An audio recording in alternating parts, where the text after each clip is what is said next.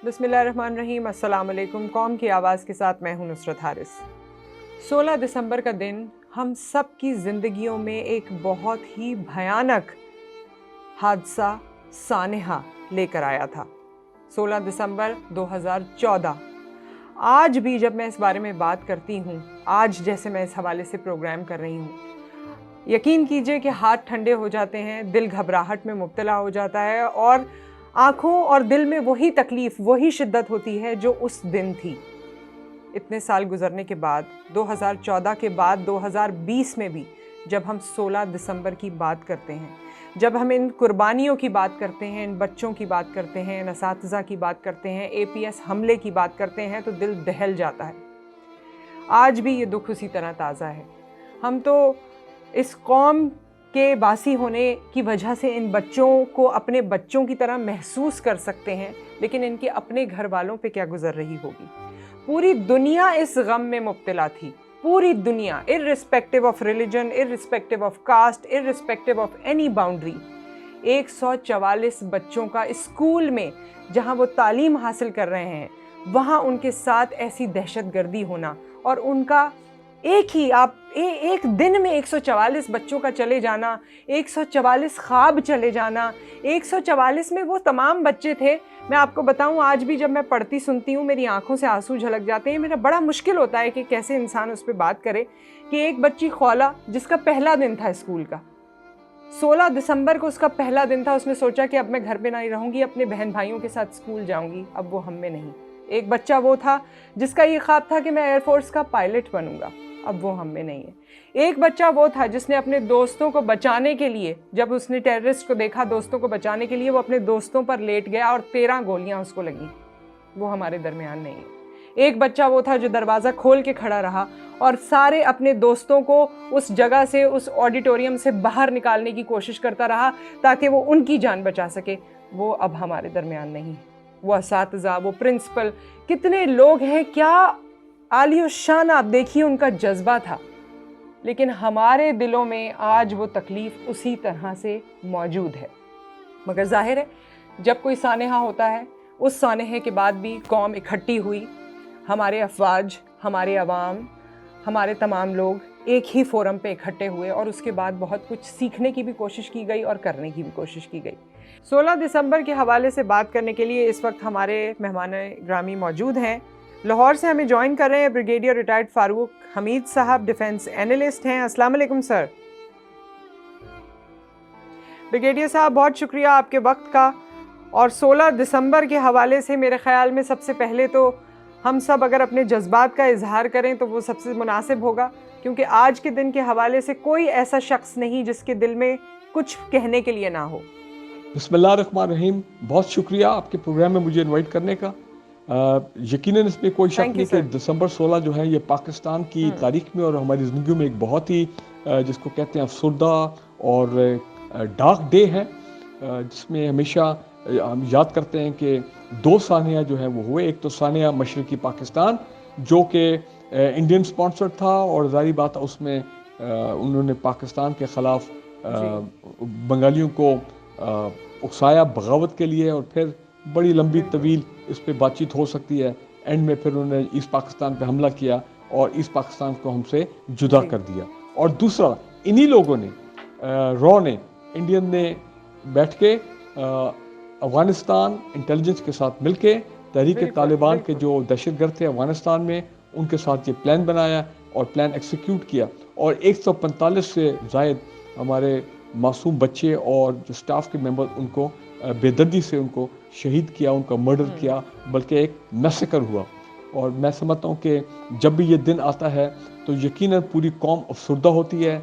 और इस दिन हम सिर्फ ख़ासकर ये जो सानिया APS है, इसके लिए, इसके हवाले से हम उन बच्चों को याद करते हैं, उनकी शहादत को याद करते हैं, उनकी ब्रिगेडियर साहब, ये आपकी बात बिल्कुल दुरुस्त है कि हर साल ये अफसरदगी भी होती है, हर साल फैमिलीज़ के साथ भी हम खड़े होते हैं। 6 साल गुजर गए हैं, आज 2020 में मैं आपसे जानना चाहती हूँ कि हमने इससे सीखा क्या। अगर आज हम अपने कौम को बताना चाहें कि इस बड़े सानहे के बाद हमने क्या सीखा, हम कहाँ तक आ चुके हैं। देखें, जब ये 16 दिसंबर का सानिया हुआ APS का, تو پہلا تو یہ امپورٹنٹ ڈیولپمنٹ یہ ہوئی کہ عمران خان صاحب نے جو اپنا دھرنا کیا ہوا تھا ان کا جاری تھا اسلام آباد میں، وہ 17 دسمبر کو فوراً انہوں نے کینسل کیا کہ اتنا بڑا سانحہ ہو گیا تو اس وقت سیاست اور دھرنوں کا وقت نہیں ہے۔ اس کے بعد آپ کو معلوم ہے کہ فوراً آل پارٹیز کانفرنس ہوئی جس میں ہماری پولیٹیکل لیڈرشپ، ملٹری لیڈرشپ سب اکٹھے ہو گئے، اور خاص کر ہماری جو پولیٹیکل پارٹیز ایسے وقت پہ بالکل انہوں نے، میں سمجھتا ہوں، ایک بڑا یونٹی کا مظاہرہ کیا، اور وہاں پہ پھر ایک قومی ایکشن پلان جو ہے وہ بنایا گیا، اور میں سمجھتی ہوں 2015 میں جنرل رحیل شریف کی قیادت میں اور ہماری پولیٹیکل لیڈرشپ، نواز شریف صاحب اس وقت پرائم منسٹر تھے، تو بڑے بھرپور طریقے سے نیشنل ایکشن پلان پہ عمل کیا گیا، اور جہاں جہاں پاکستان میں دہشت گردی کے دہشت گرد ان کے ٹھکانے تھے وغیرہ وغیرہ، ان سب کو ٹارگٹ کیا گیا، بلکہ نارتھ وزیرستان میں جو آپریشن چل رہا تھا اس آپریشن کو اور اپنا تیز کیا گیا، اور اس کا رزلٹ یہ ہوا کہ 2015 میں اور کے اینڈ تک ہم نے یہ تمام جو تحریک طالبان کے جو ملیٹنٹس تھے، جن کے ہائیڈ آؤٹس تھے، جن کے بیسز تھے وزیرستان میں، خاص کر شمالی وزیرستان میں اور کے پی میں، ان کو نکال کے ان کو میجورٹی ماری گئی، جو پکڑے گئے ان کے بعد میں ٹرائل ہو گئے، اور اس کے بعد جو بھاگ گئے جو افغانستان کی سائڈ پہ، اور بعد میں ان کو بھی وہاں فالو کر کے چن چن کے ان لوگوں کو مارا گیا۔ تو میں سمجھتا ہوں کہ قوم کو ایک قوم نے اپنا ڈٹرمنیشن شو کی کہ ہم نے اب اتنی بڑے سانحے کے بعد مزید ایسے سانحے کے ہم متحمل نہیں ہو سکتے، تو دہشت گردی کو بالکل ان کو ایک جڑ سے نکالنے کے لیے پاکستان کی مسلح افواج اور ان لوگوں نے، ملٹری گورنمنٹ نے، ملٹری لیڈرشپ اور سول لیڈرشپ ایک پیج پہ آئے، اور میں سمجھتا ہوں کہ پھر یہ سارا معاملہ ابھی بھی 100% دہشت گردی تو پاکستان میں ختم نہیں ہوئی ہے، لیکن جنرل قمر جاوید باجوہ کے آنے بعد آپریشن رد الفساد ہوا، اور اس میں جس میں ان کا ڈٹرمنیشن تھی کہ گلی گلی میں، محلے میں چن چن کر جدھر یہ لوگ ہیں ان کو پکڑیں گے اور ان کو بریگیڈیئر صاحب، میں تو آپ کی شکر گزار ہوں کہ آپ نے اس معاملے کو دوبارہ دہرایا ہے، یوں کہ ہمیں اے پی ایس کے واقعے کے بارے میں تو پتہ ہے، لیکن اس کے بعد اس میں ملوث جتنی آرگنائزیشنز کو آپ نے نام لیا ان کے ساتھ ہوا کیا، اس کے بارے میں نالج لوگوں کو کم ہی رہی۔ لیکن اچھا ہے کہ آج آپ نے پھر دوبارہ یہ ریوائز کیا اور یہ بتایا اپنی قوم کو کہ وہ لوگ کہیں بھاگ نہیں گئے، کہیں چھپ نہیں گئے، بلکہ ہم نے پوری کوشش کر کے ان کو پکڑا بھی، ہم نے ان کا خاتمہ بھی کیا، اور وہ بچے واپس نہیں آ سکتے، لیکن ان کے ماں باپ کے دل میں کچھ تسلی اور تشفی ضرور ہوگی کہ یہ دشمن جو ہیں یہ خاک میں مل گئے۔ میں آپ سے یہ بھی جاننا چاہتی ہوں بریگیڈیئر صاحب کہ اس کے بعد ہماری سیکیورٹی اور ڈیفنس میں کیا کوئی تبدیلی آئی ہے، کیا اس میں بہتری آئی ہے، کیا اس اوور آل سسٹم کو جس میں ہم ٹیررزم کا خاتمہ، ایکسٹریمزم کا خاتمہ کرنا چاہتے تھے، اس میں ہم کتنے اسٹیپ فارورڈ ہوئے ہیں؟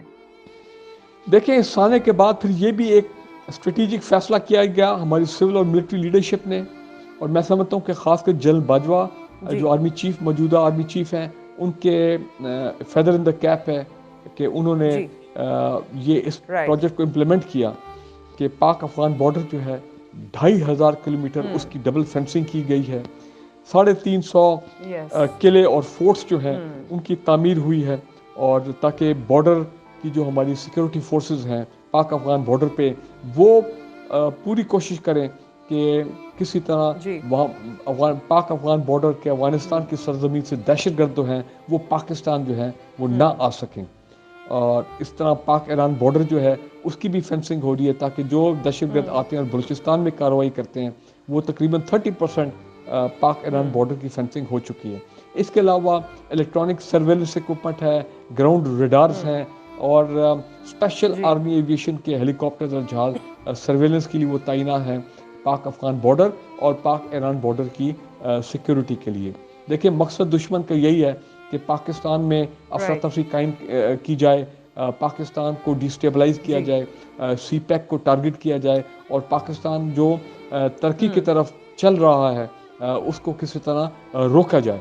لیکن میرا خیال ہے کہ پاکستان کے عوام، پاکستان کی مسلح افواج اور پاکستان کی پولیٹیکل لیڈرشپ اس بات پر بالکل یونائٹڈ ہیں کہ ہم نے ان دہشت گردوں کے عزائم ہیں ان کو ناپاک عزائم ان کو ہم نے شکست دینی ہے اور الحمدللہ ان کو شکست ہو رہی ہے. اور جو وقت گزرے گا آپ دیکھیں گے پاکستان میں اکنامک ایکٹیویٹی تیز ہوگی اور یہ دہشت گرد جو ہیں خود دہشت گردی جو ہے خود بخود جو ہے جو تھوڑی بہت ان کی باقیات رہ گئے ہیں وہ بھی دہشت گردوں ان کا بھی صفایا ہو جائے گا. مگر بریگیڈیئر صاحب جس طرح آپ نے بات کی ہے ان کے کیمپس کی، ٹریننگ کیمپس کی جو کہ بارڈر پہ موجود ہے، میں چاہوں گی کہ ہم علیحدہ سے اس پہ سیشن کریں اور ہمیں پتہ چلے کہ اب ان کیمپس کی کیا صورتحال ہے اور کیا کیا ہمیں آگے کرنے کی ضرورت ہے. اس پہ ہم مکمل پروگرام آپ سے کریں گے. بہت شکریہ اس وقت ہمیں وقت دینے کا، یہ تمام انفارمیشن کا، اور امید ہے کہ اسی طرح آپ ہمیں جوائن کریں گے قوم کی آواز کے ساتھ وائس آف نیشن کے فورم پر. بہت شکریہ. Thank you. سو یہ ہمارے ساتھ تھے brigadier Farooq, brigadier retired Farooq, analyst, defence analyst, اور انہوں نے بہت سارے ایسے بہت سی انفارمیشن تو دی آج کے دن کے حوالے سے جس سے ہماری قوم کو کچھ تسلی ضرور محسوس ہوئی ہوگی. آگے ہم ضرور اپنے ان ایپیسوڈز کو لے کر چلیں گے کہ وہ ہمارے دشمن، وہ ہمارے ملک کے دشمن جو یہ سانحے کرتے رہے ہیں، جو یہ مسائل کرتے رہے ہیں اور جن کی نظر آج بھی محلی ہے، ہم ان کو کیسے نمٹ سکیں گے، ہم ان کے لیے کیا کر سکیں گے. اس حوالے سے آگے آپ ہمارے پروگرام دیکھتے رہیے. آج کے دن ہم وائس آف نیشن کے پلیٹ فارم سے خصوصی طور پہ ان فیملیز کو جن کے بچے چلے گئے ہیں، ہم آپ کے لیے دعا گو ہیں، ہم آپ کے ساتھ ہیں. ہم صرف آپ کو یہ کہہ سکتے ہیں کہ ہم آپ کا غم پوری طرح سے محسوس کر سکتے ہیں. جہاں کہیں آپ کو ہماری ضرورت ہوگی ہم آپ کے ساتھ ہوں گے. ہماری دعائیں آپ کے ساتھ ہیں. اللہ تعالیٰ آپ کے شہداء کو وہ مرتبہ عطا کرے جس کے لیے ہم سب خواہش مند ہیں، جس کے لیے ہم سب کوشاں ہیں. آپ سب اپنا خیال رکھیے. آپ سے پھر ملاقات کریں گے. اللہ حافظ.